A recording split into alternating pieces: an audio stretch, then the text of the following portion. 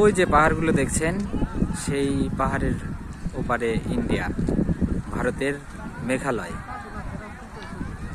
আর এইটা হচ্ছে সাদা পাথর, যেটা সিলেটে অবস্থিত।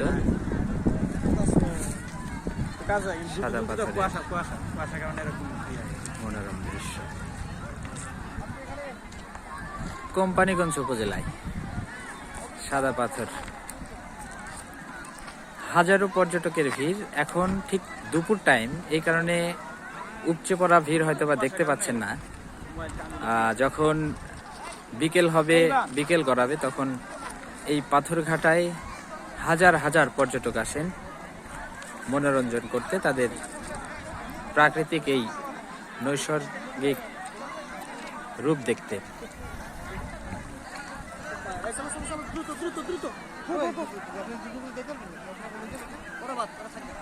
ওপারে কিন্তু ইন্ডিয়া।